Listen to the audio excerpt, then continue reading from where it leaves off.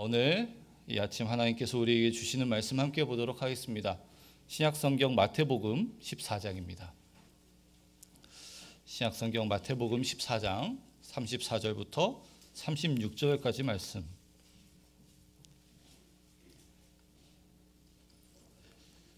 신약성경 마태복음 14장 34절부터 36절까지 말씀. 마태복음 14장 34절부터 36절 말씀을 우리 한 목소리로 함께 읽도록 하겠습니다. 그들이 건너가 게네사렛 땅에 이르니 그곳 사람들이 예수인 줄 알고 그 근방에 두루 통제하여 모든 병든 자를 예수께 데리고 와서 다만 예수의 옷자락에라도 손을 대게 하시기를 간구하니 손을 대는 자는 다 나음을 얻으니라. 아멘. 함께 읽으신 이 말씀 가지고 담임 목사님 나오셔서 나는 영혼과 육체를 치료한단다 라는 제목으로 말씀 전해 주시겠습니다.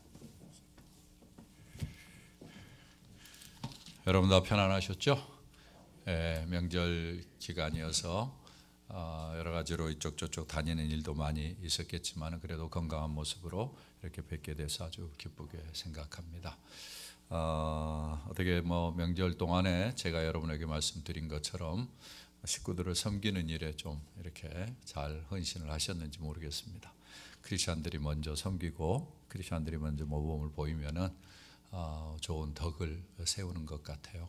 그 덕을 세우는 일을 통해서 하나님의 영광을 받으시고 또 우리가 이 모양 저 모양으로 좋은 영향력을 끼칠 수 있지 않을까 이렇게 생각을 해보게 됩니다. 앞으로도 우리 교회 안에 계속해서 이런 이제 역사들이 많이 일어나길 바라고 또 우리 성도들을 통해서 우리 가족들이 전부 다 구원받는 그런 축복이 있었으면 참 좋겠다 이런 생각이 듭니다.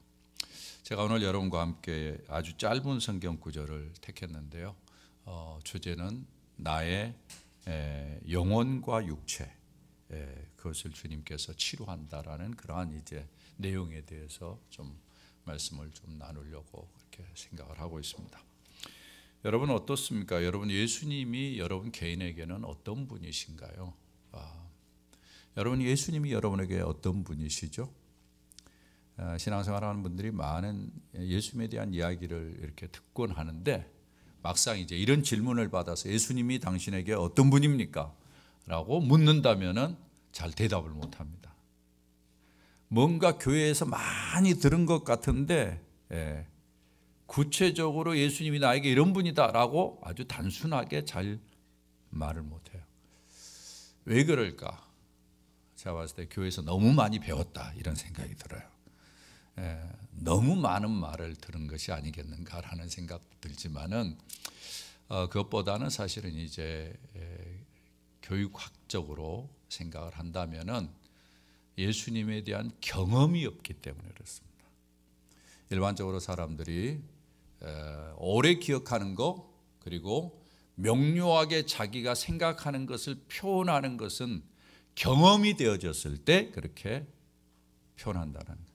피상적으로 지식을 듣고 정보를 들어서 이야기할 때는 명료하지 않아. 그러나 자기가 경험을 하고 느끼고 체험했을 때 말은 분명합니다. 맞아요, 틀려요? 맞죠? 실제로 많은 사람들이 예수님이 누구냐라고 물었을 때 자기가 실제로 경험한 사람들은 예수님이 이런 분이다라고 이야기를 해요. 그러나 그렇지 않은 분들은 그렇게 이야기를 못하죠. 사랑하는 우리 친구들 교회 성도 여러분, 저는 우리 공동체 모든 식구들이 예수님을 경험적으로 알면서 여러분의 입술을 통해서 예수님은 이런 분이다라고 명료하게 고백할 수 있는 은혜가 있기를 주의 이름으로 부탁을 드립니다. 왜냐하면 이것이 아주 중요합니다. 다른 것은 몰라도 예수님이 이런 분이다라고 분명하게 고백할 때 여러분이 예수님을 아는 것이 더 깊어지고 예수님이 아는 것이 깊어지면 깊어질수록 여러분의 삶이 부유하고 풍성해진다라는 것입니다.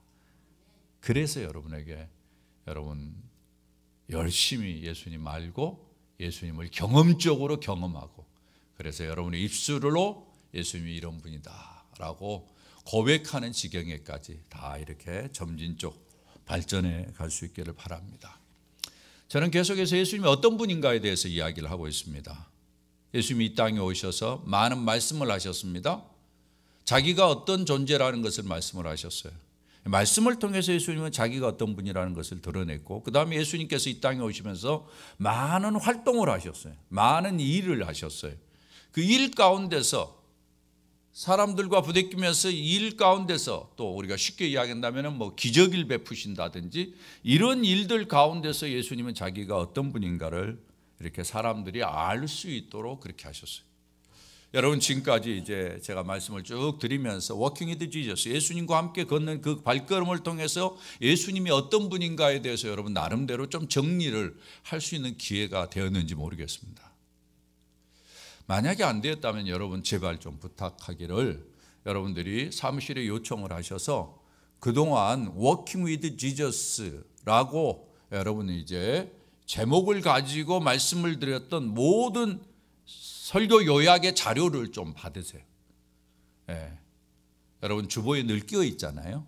주보에 늘 끼어 있어요. 근데 그것 버리지 마시고, 제가 보니까 여러분들이 예배 마치고 가면서 다 여기 필경대 위에다가 다 놓고 가더라고. 왜 주보를 놓고 가지고 가서 좀 이렇게 주보를 보관하고 읽기도 하고 보기도 하고 복습도 하고 이래야 되는데 그냥 놓고 가시더라고. 제가 봤을 때 그건 좋은 모습은 아닌 것 같아요. 혹시라도 여러분이 워킹 위드 지저스가 아직 모아지지 않는 분들은 그걸 다 모으세요. 그래가지고 여러분 한 번씩 읽어보세요. 계속해서 읽어보시면은 여러분들이 예수님을 알아가는 깊이가 훨씬 더 깊어지려고 저는 그렇게 생각을 하고 있습니다. 오늘 성경은 예수님에 대해서 이렇게 설명을 하는 부분인데, 지금까지 여러분이 봐왔던 모습과는 사뭇 다른 그러한 형태의 모습인 것을 금방 알 수 있습니다. 여러분이 이 말씀을 보면서 어떤 생각을 하셨어요?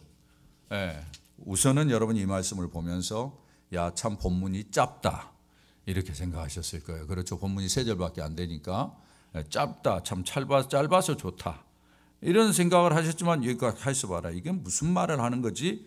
여러분이 아마 그런 생각이 들었을 거예요. 문장이나 문맥이나 이런 거 보면은 좀 다른 부분과 지금까지 봐왔던 성경 구절과는 좀 달라요. 그냥 스토리를 말하지 않고 뭔가 앞서 말한 것들을 정리하는 듯한, 약간 정리해 놓은 듯한 그러한 스타일로 이렇게 적어 놓은 거예요. 약간 그런 뉘앙스가 좀 이 본문에 있습니다. 성경을 보면은 특별히 마태복음과 마가복음, 제가 마태, 마가, 누가복음을 뭐라고 이야기한다고 그랬죠? 공관복음이라고 그랬어요. 공관이에요. 제가 공관복음이라고 그러니까 모르시는 분들은 목사님이 공간이라고 그랬다고, 그래서 이 면적을 이야기하는 공간복음이라고 이해를 하시는 분들이 가끔 있다고 제가 이야기를 들었는데, 그 공간이 아니고 여기에 이제 공관은 함께 본다라는 그러한 의미를 가지고 있는 개념입니다. 공이라는 것은 함께라는 것이고 관은 봄이에요. 이걸 영어로는 시납시스라고 그렇게 이야기를 하는데, sin, syn은 함께라는 거고, 옵시스, 여러분 저기 안과에 가면 전부 다 옵자가 많이 들어가잖아요. 옵자가 이게 전부 다 이제 시력과 관계되는 거예요. 그 보는 것, 이 두 단어를 합쳐가지고 시납시스라고 그렇게 공관복음이라고 이야기를 하는데, 함께 보는 거. 그러니까 마태, 마가, 누가는 예수 그리스도의 일에 대해서 여러 사람이 함께 본 그러한 기록들을 정리해 놓은 거라고, 그래서 공관복음이라고 이렇게 이야기를 하는데, 이 마태복음과 마가복음서를 보면은 예수님의 사역을 기록하면서 중간중간에 이렇게 한 번씩 정리하는 듯한 그러한 모습으로 매듭을 짓고 넘어가고 매듭을 짓고 넘어가는 이런 형태를 좀 띠고 있습니다. 이 마태복음에서 이런 모습이 앞에서 이제 나왔는데, 이 4장하고 8장하고 9장 이렇게 몇 번에 걸쳐서 이런 형태로 이렇게 작성이 됐어요. 그런데 이런 형태로 작성된 내용들 보면은, 분석을 해보면은 이제 약간의 특징이 있는 것을 발견할 수 있습니다. 마가복음에서도 마찬가지예요. 두 내용들을 좀 정리를 하면 여러분이 가지고 있는 주보의 간지에 제가 여러분에게 설명하겠지만은 한 4가지 정도의 특징을 여기에 정리해 놨어요. 첫 번째가 뭔가 하면은 예수님께서 두루 다니셨다. 두루 다녔다라는 내용이 많이 언급이 되고 있습니다. 마태복음 4장 23절에 보면은 뭐라고 이야기를 하는가 하면 예수께서 온 갈릴리에 두루 다니사 열심히 다녔다라는 이야기예요. 예수님이 그렇게 이야기합니다. 마태복음 9장 35절에서는 예수께서 모든 도시와 마을에 어떻게 하셨다고 이야기합니까? 두루 다니사 이렇게 이야기합니다. 이게 무슨 말인가 하면 예수님이 주도적으로 사람들을 찾아서 다니셨다는. 왜? 그들에게 가르치며 천국 복음을 전파하기 위해서, 그리고 도움이 필요한 자에게 도움을 주기 위해서 예수님이 주도적으로 사람들을 찾아 나섰다라는 사실을 강조하는 것을 우리가 볼 수 있습니다. 그 다음 뭔가 하면은 많은 사람들이 주변에 있었다라는 거예요. 마태복음 4장 24절에 보면은 그의 소문이 온 수리아에 퍼진지라 사람들이 모든 앓는 자들을 데려오니. 많은 사람들이 있었어요. 마태복음 4장 25절에 보면은 갈릴리와 데가볼리아 예루살렘과 유대와 요단강 건너편에서 수많은 무리가 따르니라. 많은 무리가 있었다. 마태복음 8장 16절에도 사람들이 귀신 들린 자를 많이 데리고 왔다. 많은 사람들이 예수님 주변에 있었다라는 것입니다. 왜 이렇게 사람들이 많이 모였을까? 그들은 전부 다 문제가 있는 사람들이었어요. 사람들이 그렇게 많았다는 이야기는 문제 있는 사람들이 많다라는 이야기예요. 인생에 문제 없는 사람이 없는 것 같죠. 물론 어떤 사람은 예수님의 유명세 때문에 한번 가서 보기나 할까? 예수님의 말씀이 좋다고 하는데 한번 들어볼까? 이렇게 온 사람도 없잖아 있었을 거예요. 그러나 대부분이 인생의 삶에 고통을 가지고 있는 사람들이었어요. 그 사람들이 예수님 주변에 왔어요.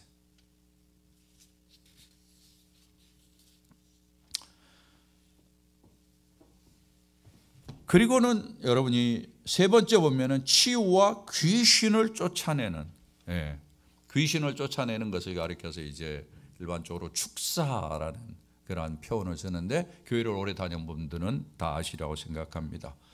마태복음 4장 24절에 보면은 그의 소문이 온 수리아에 퍼진 자라 사람이 모든 앓는 자, 각종 병에 걸려서 고통당하는 자, 병 때문에 고통당하는 자요. 그 다음에 뭐라고 이야기합니까? 귀신 들린 자, 간질하는 자, 중풍병자를 데려오니 그들을 고치시더라. 예수님께서 병 고치시고 그 다음에 귀신을 쫓아내는, 마태복음 8장 16절에서는 예수께서 말씀으로 귀신들을 쫓아내셨다 이렇게 이야기를 합니다. 그리고 병든 자들을 다 고치셨다. 이것은 예수님께서 이 땅에 오셔서 하신 중요한 역할이 무엇인가를 우리에게 잘 보여주고 있습니다. 불행한 인생들, 고통당하는 인생들, 그들을 치료해 주시는 거예요. 성경에 보면 이런 이야기들이 제일 많죠. 왜 이런 이야기들이 제일 많을까? 제가 봤을 땐 아마 인생에서 가장 힘든 것이 질병으로 고통하는 것이 아니겠는가라는 생각이 듭니다. 예수님께서 질병으로 고통하는 자들에게 누구보다도 애정을 가지셨어요. 그 다음에 사탄의 세력에 매여 있는 자들, 사탄의 세력에 매여 있다는 것이 불행 중에 불행이죠. 그래서 그들을 풀어줘 가지고 그들로 하여금 자유케 하기 위해서 예수님께서 그렇게 하셨다라는 것이죠. 이런 흐름들이 있어요. 여러분들이 보면은 이제 지금 이런 내용들이 사실은 예수님의 삶의 특징들이었다라는 것을 볼 수 있어요. 예수님은 주도적으로 사람들을 찾아다니면서 그들을 만나시고 많은 사람들과 함께 접촉하시고 병든 자, 고통당하는 자, 그 다음에 귀신 들린 자, 이런 자들과 가까이 하시면서 그들의 피로를 도우시는 그러한 역할을 하신 분이었다라는 사실을 우리가 알 수 있습니다. 그 다음에 이런 이제 성경 구절의 그 특징은 뭔가 하면은 어떤 또 다른 전환으로 넘어가기 전에 꼭 이렇게 한다라는 거예요. 여러분들이 이제 글을 쓰는 사람들을 보면은 대부분이 그렇죠. 여러분들이 책을 읽다도 쭉 보면은 어떤 사람이 글을 쭉 쓰다가 앞에 쓴 글들을 뒤에 딱 정리하고 그 다음에는 다른 주제로 넘어가는 거예요. 이와 같이 성경에도 그런 형태로 구성이 되어 있는 거죠. 오늘 본문 같은 경우도 그렇습니다. 이렇게 말씀을 가지고 정리를 한 다음에 이 다음에는 이제 어떤 주제가 나오는 거 아니에요? 불결한 것과 정결한 것이 나와요. 예. 사람들이 당시에는 불결하다, 정결하다 이런 것이 중요한 이슈였어요. 그런데 예수님께서 무엇이 진정 정결한 것인가 이런 것들을 이야기를 하면서 이제 그 다음 이야기로는 뭘로 넘어가는 거 아니? 이방인에게로 넘어가요. 여러분들이 지금까지 예수님께서 유대인을 중심으로 일을 하셨는데 그 다음에는 이방인으로 넘어가. 이방인은 이스라엘 백성들 유대인들은 뭐라고 생각했어요? 불결하다고 생각했어요. 그 사람들은 만나지 않아요. 유대인들은. 그런데 예수님은 어떻게 합니까? 그 이방인들, 유대인들이 불결하다고 생각하는 사람들을 찾아가요. 넘어가요. 이런 것들을 통해서 예수님께서 상당히 중요한 것을 우리에게 보여주고 있죠. 예. 예수님의 일과 예수님의 사역이 어떤 방향으로 움직이는지 제일 처음에는 유대인에서 시작됐지만 거기에서 멈추지 아니하고 이방인으로 넘어가고 그리고 불결한 것들을 불러서 깨끗하게 만들고 죄인들을 불러가지고 의인으로 만드는 그러한 예수님의 사역이 이루어지고 있는 것을 이런 과정들을 통해서 다 보여주고 있는 거예요. 왜 그러느냐? 이런 것들을 통해서 예수님은 이 땅에 있는 사람들이 예수님을 바로 알도록 하기 위해서 많은 사람들이 예수님을 제대로 몰라가지고 예수님에 대해서 편협된 생각을 하고 있어요. 예수님을 대해서도 뭐예요? 서양 종교라고 뭐 이야기하는 사람들이라든지 예수님에 대해서 상당히 이기적이고 자기중심적이라고 이야기한다든지 예수님을 모르는 거예요. 이런 내용들을 보면 예수님께서 우리로 하여금 예수님이 누구인가를 정확히 알도록 하기 위해서 그렇게 하나하나 보여주는 거죠. 이 과정들을 잘 살피면은 우리가 예수님을 아주 잘 알 수 있습니다. 이제 오늘 본문에 좀 집중해 보면서 오늘 본문에서 예수님이 이야기하는 자기 자신이 어떤 것인가를 여러분이 한번 보시길 바랍니다. 우선 34절을 여러분 보시길 바랍니다. 34절에 보면은 뭐라고 이야기합니까? 그들이 건너가 게네사렛 땅에 이르니 라고 이야기합니다. 예수님이 게네사렛 땅에 이르렀다. 여러분 이 게네사렛은 갈릴리 호수 북서쪽에 위치한 평야를 이야기합니다. 그러니까 갈릴리 호수가 있으면 갈릴리 호수 서쪽 방향을 이야기하죠. 지중해 방향으로 이야기하는데 거기에 가보면 성경에 자주 나오는 지명들이 있어요. 가버나움이라든지 게네사렛이라든지 막달라라든지 디베랴라든지 이러한 표현들이 있어요. 그 중에 하나가 이제 게네사렛이라는 동네입니다. 갈릴리 호수 바로 옆에 있는 거죠. 그래서 어떨 때는 이 갈릴리 호수를 게네사렛 호수라고도 이야기를 합니다. 그 지명 때문에. 이 지명을 여기에서 언급하고 있어요. 바로 앞서 내용을 보면 예수님께서 바다의 풍랑으로 인해서 고통을 당한 바다예요. 그런데 다시 그곳으로 예수님이 건너왔어요. 이것은 결코 쉬운 일이 아닙니다. 풍랑을 만난 바다예요. 우리 같으면 겁나서 안 갈 거예요. 풍랑을 만난 바다 쉽게 뭐 가겠어요? 저희 아버님이 어렸을 때 저보고 절대 배 타지 마라고 그랬어요. 왜냐하면 우리 아버님이 배 타가지고 아주 진짜 시급한 경험이 있으세요. 그래가지고 우리 아버님 절대 미안합니다. 섬에 고향이신 분, 섬에 있는 분하고는 결혼 못한다. 우리 아버님 늘 그러셨어요. 그런 이야기를 하셨어요. 이 배에서 바다에서 시달리는 게 이게 보통 일이 아닙니다. 여러분 바다에서 멀미해 보신 분, 요즘은 좀 덜 할 겁니다만 옛날에 멀미하신 분들은 그걸 잘 알 거예요. 진짜 이거 배를 찢어버리고 싶은 정도의 마음이 들 정도로 멀미가 아주 심하잖아요. 이런 이제 바다에서 풍랑으로 해서 고통을 당했던 그러한 바다예요. 다시 그곳을 건너간다? 쉽지 않아요. 그러나 예수님이 다시 오세요. 여러분 생각할 때 그동안 예수님께서는 배를 이용해서 갈릴리를 여러 번 왔다 갔다 하셨어요. 갈릴리를 건넜다 때 예수님이 이렇게 갈릴리를 바로 건너가지고 이렇게 쭉 건너가기도 했지만은 옛날에는 여기 위에서 이쪽으로 건너오는 이런 형태로도 건너기도 하신 거예요. 왜냐하면 육지가 험하니까 이렇게 건너오시도 하는 거예요. 육지가 교통이 별로 아니니까 쉽게 오기 위해서 배로 이렇게 건너오기도 하는 것입니다. 예수님이 시달리고 힘들었던 그곳이지만은 주님께서는 그곳에 가셨어요. 왜? 사람들의 필요가 있었기 때문에. 예수님을 도움을 필요로 하는 분들이 있었기 때문에 그들을 찾아가는 거예요. 사랑하는 여러분, 저는 오늘 본문을 보면서 그런 예수님을 제 마음속에 느끼면서 얼마나 좋은지 모릅니다. 우리를 찾아오시는 주님, 문제가 있는 사람들을 찾아오시는 주님, 아무리 힘들어도 반복되는 걸음이라 할지라도 갔던 것을 또 가면서까지 두루 다니면서 우리를 돕는 예수님의 모습을 우리가 보게 되죠. 사랑하는 여러분, 예수님이 우리의 눈에 보이지 않아도 우리를 찾아오시는 분인 것을 믿으시기를 바랍니다. 예수님은 우리 주변에 두루 다니시면서 늘 가까이 우리 곁에 계시면서 우리를 돕기를 원하시는 분이라는 것을 생각할 때 얼마나 좋은지 모릅니다.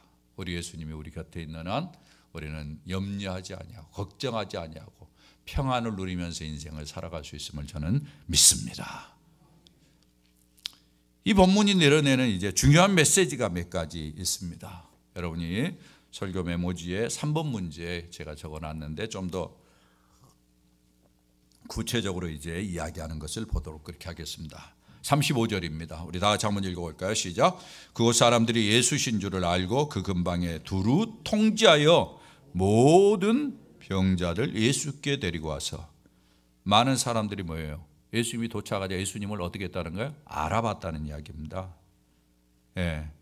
예수님의 소식이 아마 이미 도착되었을 거예요. 예수님이 그리 가신다. 예. 그리고는 어떻게 합니까? 사람들에게 알렸다라고요. 순식간에 예수님에 대한 소식이 전해졌어요. 뭘 보여주는 것입니까? 예수님의 인지도를 잘 보여주고 있습니다. 예수님의 명성을 보여주는 거예요. 예. 사람들이 알아보았고 다른 곳에서도 알리니까 사람들이 움직여서 모든 병자를 데리고 올 정도로 예수님의 유명세가 쫙 퍼져 있었던 거예요. 여러분 이걸 보면서 여러분 어떻게 느끼세요? 여러분 유명세는 그냥 이루어지는 것이 아니죠. 인지도는 그냥 이루어지는 것이 아니죠. 물론 사람이 조작해가지고 이루어지기도 할 것입니다. 그러나 저는 인지도는 가장 중요한 것이 신뢰라고 생각합니다. 트러스트, 신뢰가 있을 때 인지하는. 어떤 사람이 왔다고 했을 때 그분에 대한 신뢰가 없으면 그분을 찾아가지 않습니다. 만나지 않습니다. 예수님이 그만큼 인지도가 있고 사람들에게 명성을 얻은 것은 예수님이 가지고 있는 신뢰 때문에 그렇습니다. 어떤 신뢰냐? 어떤 사람이라도 도움을 필요로 하는 사람을 붙잡고 만나주는 신뢰. 예. 여러분 어떠세요? 이 세상을 살다 보니까 저는 보니까 제 주변에 어떤 분들은 사람을 골라가면서 만나는 사람도 있더라고요. 예. 사람을 골라서 만나. 자기에게 도움이 안 될 성 싶으면 만나지 않아요. 저는 그런 걸 보면서 참 저게 어떻게 예수 믿는 사람이 저럴 수 있나라는 생각을 했어요. 예. 안 그렇습니까? 우리 가운데 그런 사람이 없으리라고 저는 생각합니다. 어떤 사람은 자기보다 훨씬 훌륭한 사람, 그리고 자기가 뭔가 얻을 수 있는 사람만 만나. 예. 그리고 약간 보잘것없다라고 생각되는 사람을 안 만나. 어리석은 사람. 그런 사람은 아무리 지명도가 있어도 그 지명도는 헛것입니다. 네. 예수님이 이렇게 사람들에게 인지도를 가질 수 있었던 것은 그가 만나는 사람들마다 주님이 신실하게 그들을 붙잡고 돌보아 주셨기 때문에 이미 그 명성이, 그 어떤 신뢰가 쫙 깔려 있어서 그분에게 가면 모든 것이 해결될 수 있다. 그분은 우리를 외면하지 않는다. 이런 마음이 있었기 때문에 그분에게 이렇게 가는 거예요. 사랑하는 여러분, 여러분 꼭 기억하십시오. 여러분의 인생에서 누구를 믿고 삽니까? 누구를 붙잡고 삽니까? 여러분, 신뢰하는 사람이 누굽니까? 이 땅에 많은 사람들을 믿지 못한다 할지라도 예수님만큼은 여러분이 신뢰하고 믿을 수 있는 분이라는 것을 확신하시기를 주의 이름으로 부탁을 드립니다. 제발 부탁합니다. 제발 부탁합니다. 예수님이 우리가 신뢰할 분이에요. 다음에 이야기하는 것은 뭔가 하면은 예수님께 나오는 자들에게서 사람들에게 차별이 없었다라는 것입니다. 이 부분도 아주 중요한 부분이에요. 게네사렛에 예수님이 오신 것을 보고 사람들이 그것을 알고 모든 사람들에게 알렸어요. 여기 많은 사람들이 그의 소식을 듣고 오는데 오늘 성경에 뭘 강조하는가 하면은 모든 병든 자를 35절에 똑같이 모든 병든 자를 데리고 왔다라고요. 여러분 어떻게 느껴지세요? 봤을 때 예수님이 치료자라고 알려져 있기 때문에 그랬을 것이라고 생각이 됩니다. 네. 그러나 저는 이 본문을 보면서 물론 첫 번째와도 좀 연관이 있습니다만은 좀 더 다른 면을 생각하게 됩니다. 예수님이 사람들에게 어떻게 인식이 되었는지, 예. 신뢰를 가지고 인식이 되기도 했지만은 예수님께서는 절대 사람들을 차별하지 않는다는, 사람들에게 최선을 다했다라는 것입니다. 여러분 잘 아시다시피 예수님의 성품 가운데 가장 중요한 것은 불쌍히 여김입니다. 예수님의 늘 동정, 불쌍히 여기는 마음이 있어요. 이건 하나님의 성품이죠. 불쌍히 여기는. 그래서 최선을 다해서 사람을 도와요. 어떤 누구도 차별하지 않아요. 그래서 마태복음 15장에 가면은 예수님께서 두로와 시돈 지방으로 다니는데 그곳에서 가나안 여자를 만나요. 여기는 이방인이에요. 이방인. 그 이방인을 주님께서는 차별하지 아니하고 도우셔요. 차별하지 아니하시고 다 도웠어요. 네. 사랑하는 여러분, 저는 예수님을 생각할 때 차별하지 않는다는 것이 얼마나 좋은지 모릅니다. 사도 바울이 우리가 받은 복음에 대해서 이렇게 이야기를 하고 있습니다. 로마서 10장 12절에 보면은 유대인이나 헬라인이나 뭐가 없다? 차별이 없다라고 이야기하고 골로새서 3장 11절에 보면은 이렇게 이야기합니다. 우리 다 같이 한번 읽어보도록 할까요? 같이 읽어봅니다. 거기에는 헬라인이나 유대인이나 할레파나 무할레파나 야만인이나 스구디아인이나 종이나 자유인이 차별이 있을 수 없나니 오직 그리스도는 만유시요 만유 안에 계시니라. 아멘.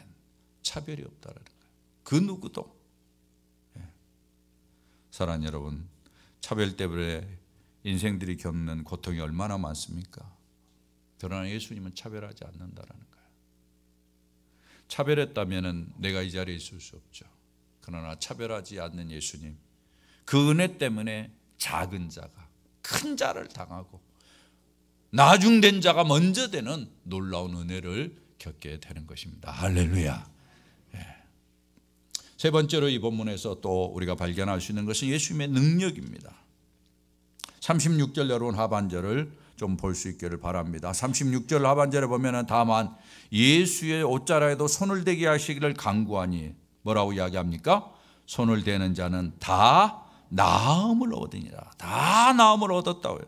많은 병자들이 왔습니다. 그리고는 그들이 다 나음을 입었습니다. 여러분 어떻게 느끼세요? 어떤 사람, 어떤 질병이라 할지라도 예수님이 치료하신다라는 거예요. 그동안 성경에 보면은 예수님의 능력이 여러 가지로 표현되어 있습니다. 자연을 다스리는 능력, 영적인 세계, 사탄의 세계를 다스리는 그러한 능력, 병까지도 다스리는 그러한 세계를 주님께서 보여주고 있죠.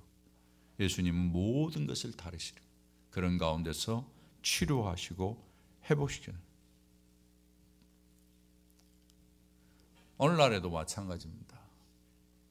저는 주님께서 우리 가운데서 치료의 일을 이루신다고 저는 믿습니다. 여러분 어떠세요? 우리가 기도하지만은 뭐 치료가 안 되는 분들도 많던데요. 그렇게 이야기하실 수도 있어요. 그렇습니다. 그럴 수도 있어요.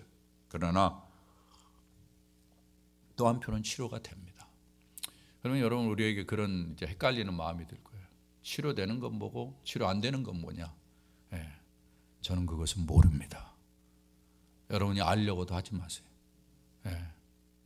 치료가 안 되면 치료 낼 때까지 기도하고, 그래도 안 되면 더 기도하고, 그분이 세상을 떠날 때는 어쩔 수 없지만은 치료가 안 되어도 낙담하지 말고 계속 기도하는 거, 그거 우리가 할 일이고, 치료가 되었으면 감사하고 하나님 앞에 영광을 돌리는 것입니다. 그리고 하나님이 치료하신 것을 확실히 믿으시면 돼요. 저는 고백할 수 있어요. 우리 교회 안에 많은 환자들이 있었어요. 물론 세상을 떠난 분도 계셔요. 그러나 그것에 비해서는 훨씬 더 치료함을 받고 회복되어져서 지금까지도 활동하는 분들이 너무 많아요. 여러분, 주님은 오늘 또 치료하시는 줄 저는 믿습니다. 그 믿음을 가지고 계속 기도하세요. 우리가 이런 치료 회복을 이야기할 때 사실은 많은 사람들이 육체적인 치료만을 이야기하는데 꼭 그렇지 않아요. 저는 예수 그리스도의 능력을 생각할 때마다 또 다른 부분을 생각을 하게 되는데, 우리 교회를 보면서 그런 생각을 해요. 주님의 능력이 크다. 주님의 능력이 크다.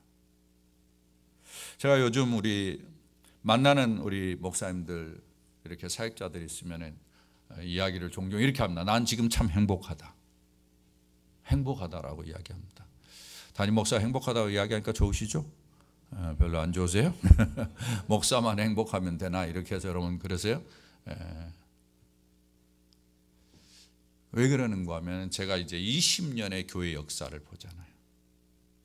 그리고 여러분이 20년 교회 역사 가운데서 15년을 전에 만난 사람이 있고, 물론 20년을 만난 분도 계세요. 우리 교회 10년을 만난 분도 계셔요.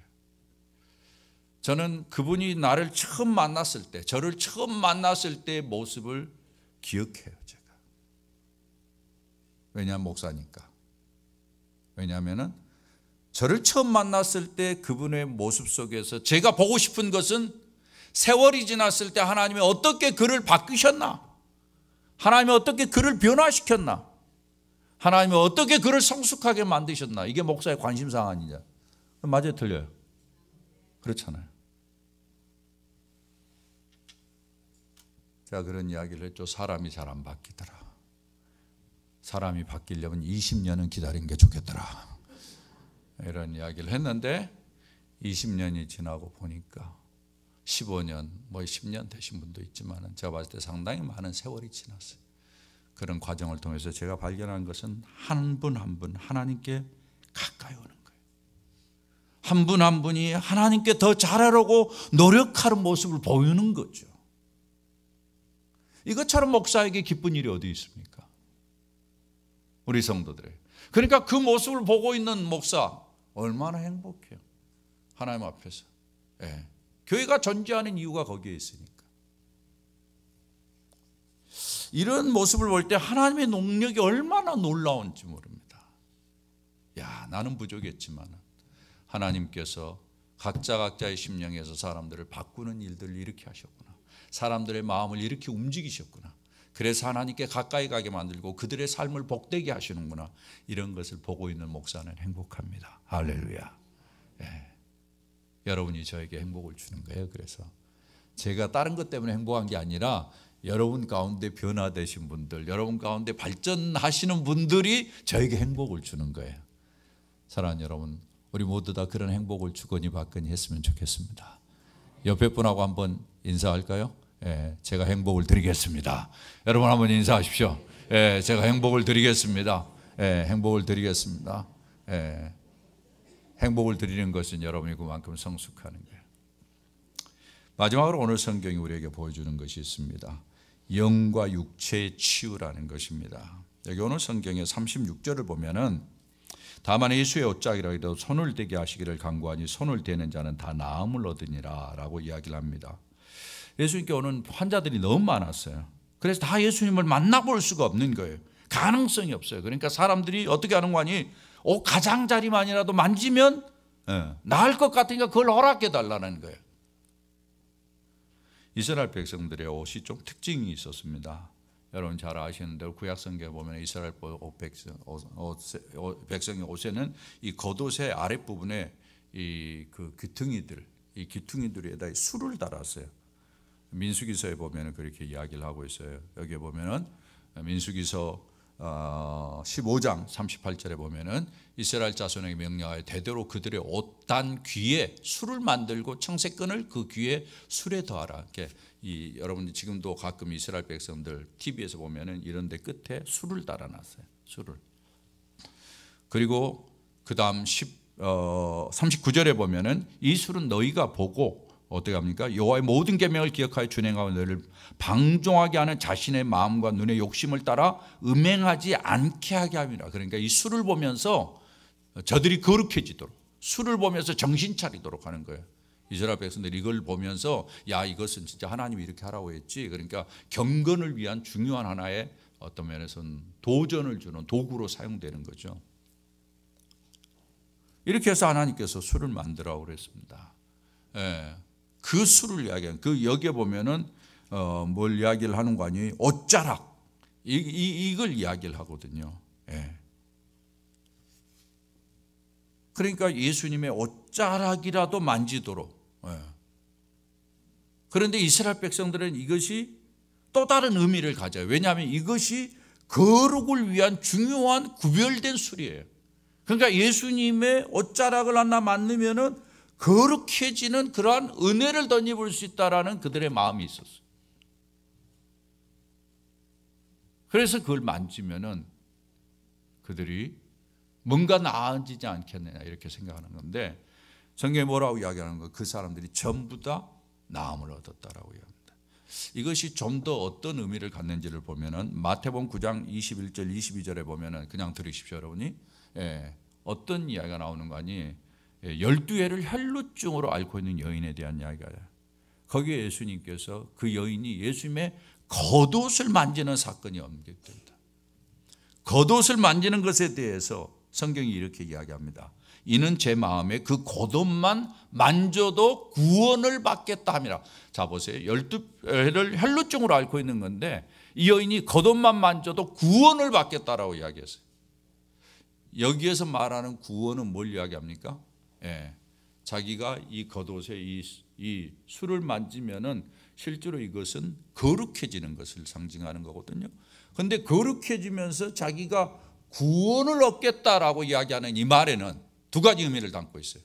자기의 영혼이 거룩해져서 구원을 얻는 것과 동시에 육체적으로 깨끗해지는 것을 이야기하는 거예요. 그런 의미를 담고 있어요. 그렇게 봤을 때 오늘 성경에서 이야기하는 손을 대는 자는 다 나음을 입었다, 나음을 얻었다, 이 단어도 똑같은 의미를 가지고 있어요. 육체적인 질병뿐만이 아니라, 육체적인 치유뿐만이 아니라 뭐예요? 예, 영적인 치유, 이런 것들을 얻도록 그렇게 이야기를 하는 거예요. 사람들이 일반적으로 육체와 영혼을 구별하려고 합니다. 그러나 이 둘은 나눌 수가 없는 거죠. 예수님께서는 이런 과정을 통해서 뭘 보여주는 거니? 너희들은 육체뿐만 아니라 영혼까지도 구원하는 그러한 은혜가 내게 있다. 나는 육체와 영혼을 치료하는 분이야 라는 사실을 보여주고 있는 것이죠.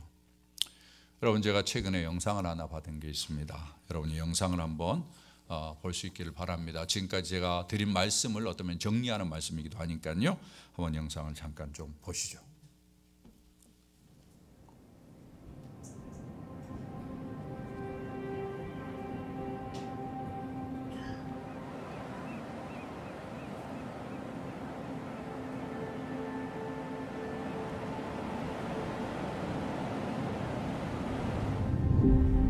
People came from all over to hear Jesus teach and preach about the kingdom of God. On one occasion, a massive crowd gathered outside the synagogue to hear him speak. Like any crowd, they were coming from many different places and many different perspectives. Young and old, men and women, rich and poor. But every person in that crowd had this one thing in common. They were tired. Tired of life. Tired of religion. Tired of waiting. And so he looked out upon this multitude of people who were scared, confused, and tired. And he told them, "Come to me." And that offer still stands for every one of us. Come to Jesus. All who are tired, all who are hurting, all who feel unworthy, all who feel unloved, all who have nothing left to give, come to Jesus. Bring your burdens, bring your fears, bring your biggest regrets and your worst mistakes. Bring your broken dreams and your painful disappointments. Bring your chains and bring your addictions. Bring it all and come to Jesus. Because He will receive you and He will redeem you. He will love you and He will lead you. He will accept you and forgive you. He will guide you and comfort you. He will care for you and watch over you. He will transform you and sustain you. So all who are weary, all who are lost, all who are tired, come as you are. Come today. Come to Jesus.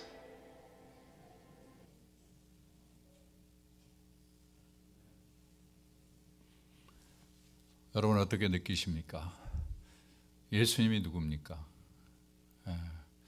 제가 이 영상을 보면서 참 너무 강력한 호소를 가지고 예수님을 향해서 우리를 초청하는구나 라는 생각이 들었어요. 예수님이 2000년 전에 사람들을 찾아오셨습니다. 사람들을 차별하지 않았어요.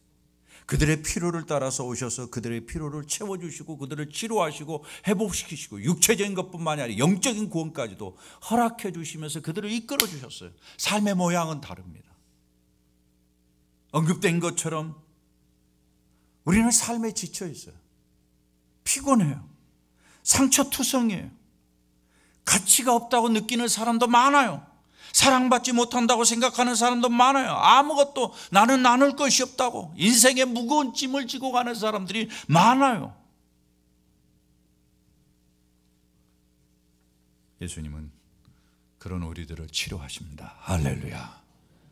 육과 영을 다 치료하시면서 우리의 삶을 복되게 하십니다. 사랑하는 여러분, 예수 믿는 분들은 더 예수님께 가까이 가시면서 예수님을 붙잡아야 되겠지만 혹이라도 예수님을 아직도 제대로 알지 못한 분이 계신다면 이 예수님을 붙잡고 여러분의 인생이 변화되는 축복이 있기를 주의 이름으로 축원합니다.